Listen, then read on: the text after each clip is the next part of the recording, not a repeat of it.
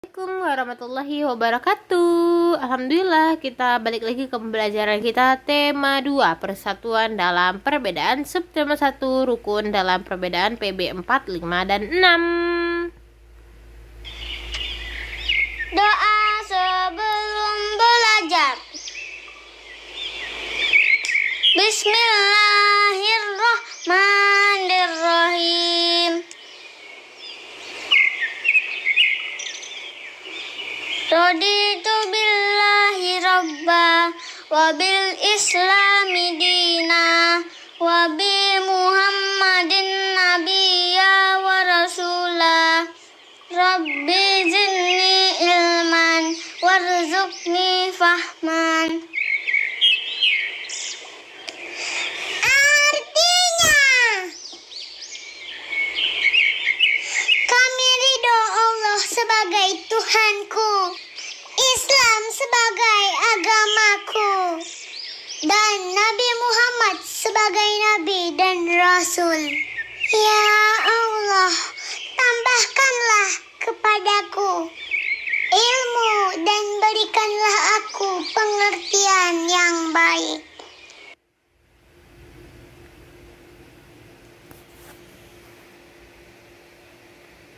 Amin amin ya robbal alamin. Semoga pembelajaran kita ini dapat kamu pahami dengan baik ya nak.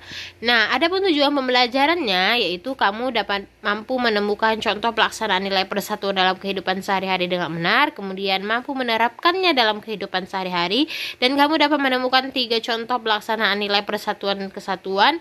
Kamu dapat mampu menggambarkan pola lantai tarian dengan benar dan dapat mempraktikkan semua pola tarian daerah yang dipilih dengan benar.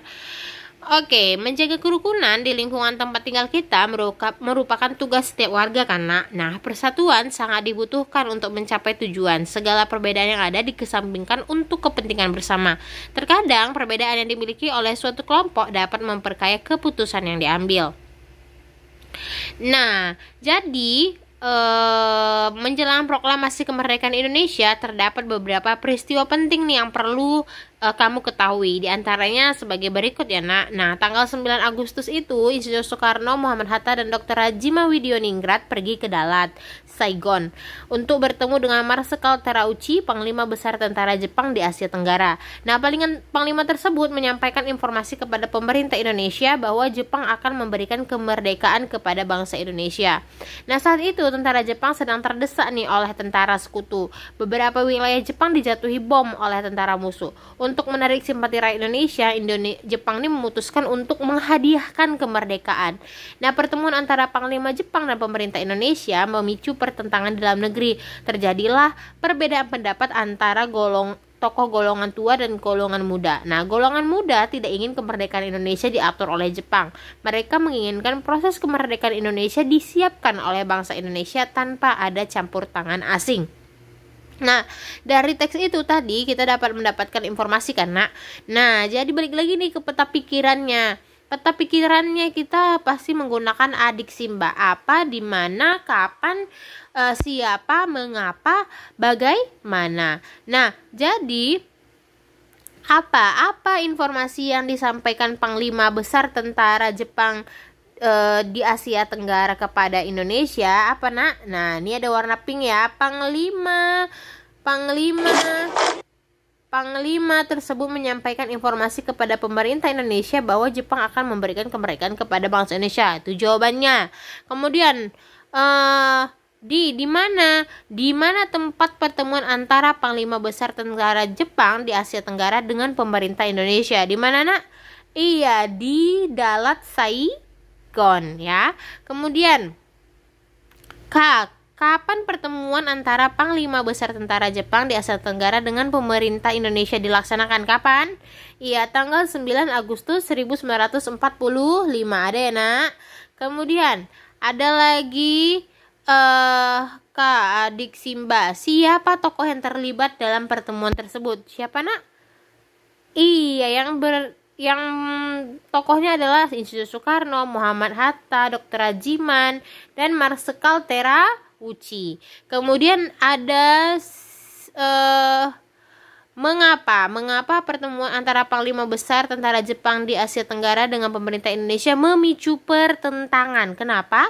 Ya, karena terjadi perbedaan pendapat antara golongan tua dan golongan muda. Kemudian, bagaimana proses Jepang memberikan kemerdekaan kepada Indonesia? Kayak mana, Nak? Iya, pada saat itu Jepang tuh tersedak oleh tentara sekutu. Kemudian beberapa wilayah Jepang dijatuhi bom. Nah, untuk menarik simpati Indonesia, Jepang memutuskan untuk menghadiahkan kemerdekaan. Itu dia. Ada semua jawaban di situ kan, Nak? Oke. Nah, ini cinta budaya sendiri merupakan wujud dari penerapan makna proklamasi kemerdekaan. Nah, coba kamu perhatikan video berikut ini.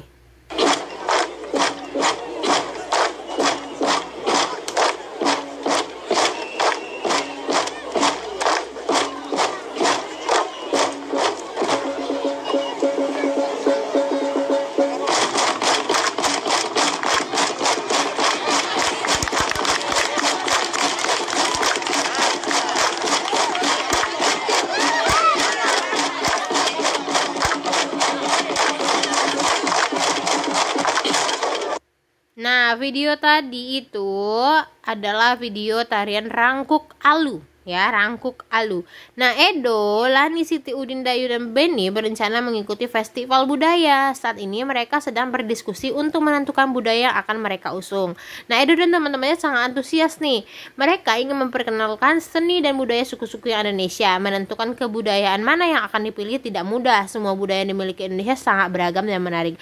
Akhirnya, Edo dan teman-temannya memutuskan untuk memperkenalkan permainan Rangkuk Alu seperti yang tadi ya, Nak. Nah, permainan Rangkuk Alu ini berasal dari NTT, Nusa Tenggara Timur. Dalam masyarakat Manggarai, Rangkuk Alu dilakukan untuk merayakan hasil panen perkebunan dan tani.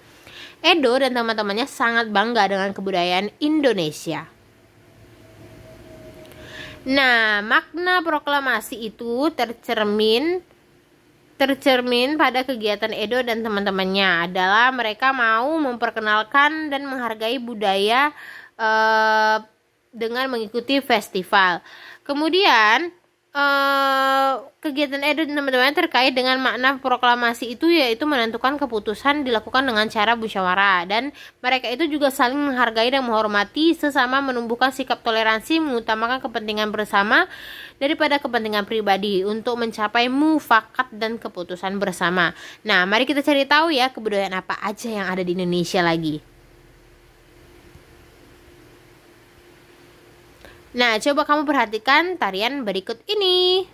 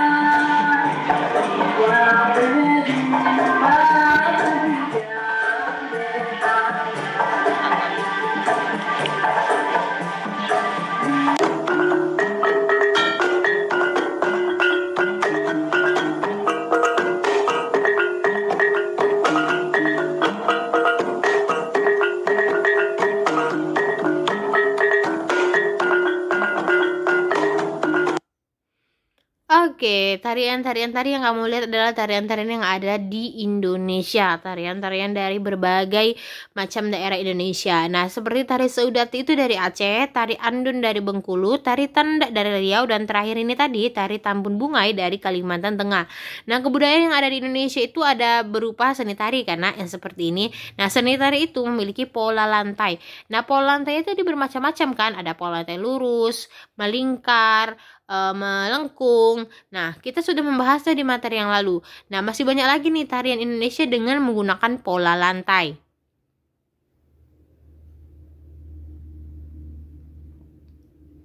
Nah, ini adalah pengibaran bendera merah putih di Istana Merdeka Jakarta. Keren kan, Nak? Nah, menjadi petugas pengibar bendera tidaklah mudah. Tugas tersebut adalah tugas tim yang terdiri dari beberapa orang dan membutuhkan kerjasama yang baik. Setiap anggota harus memahami anggota lain sehingga upacara dapat berjalan dengan hikmat. Menjadi petugas pengibar bendera sangatlah mulia. Semoga kalian bisa jadi salah satunya ya, nak. Nah, pada masa proklamasi dulu ada nih tim pengibar Sang Saka Merah Putih. Nah, peristiwa proklamasi kemerdekaan melibatkan banyak pihak. Salah satunya adalah mereka yang mengibarkan Sang Saka Merah Putih. Berkibarnya bendera merah putih menegaskan berdirinya negara Indonesia yang merdeka dan berdaulat. Nah, Abdul Latif Hendraningrat adalah salah satu pengibar bendera pada 17 Agustus 1945 di Pegangsaan Timur, Jakarta. Rumahnya Insinyur Soekarno ya, nak. Nah, ia adalah lulusan sekolah tinggi hukum. Saat menjadi mahasiswa, ia mengajar bahasa Inggris di beberapa sekolah menengah swasta, seperti yang dikelola oleh Muhammadiyah dan perguruan rakyat. Ia juga ditugaskan ke New York untuk memimpin rombongan tari. Nah, Abdul Latif Hendraningrat pernah menjadi pasukan pembela tanah air atau PETA dan ikut dalam berbagai pertempuran. Ia pernah menjabat komandan komando kota ketika Belanda menyerbu Yogyakarta. Kemudian ia ditunjuk sebagai atase militer RI untuk Filipina. Lalu dipindahkan ke Washington hingga tahun 1956. Nah, ini orangnya, nak. Oke, sekian dulu penjelasan dari Miss. Kalau kamu belum paham, kamu bisa mengulang kembali video ini atau kamu menanyakan langsung kepada Miss. Assalamualaikum, bye-bye.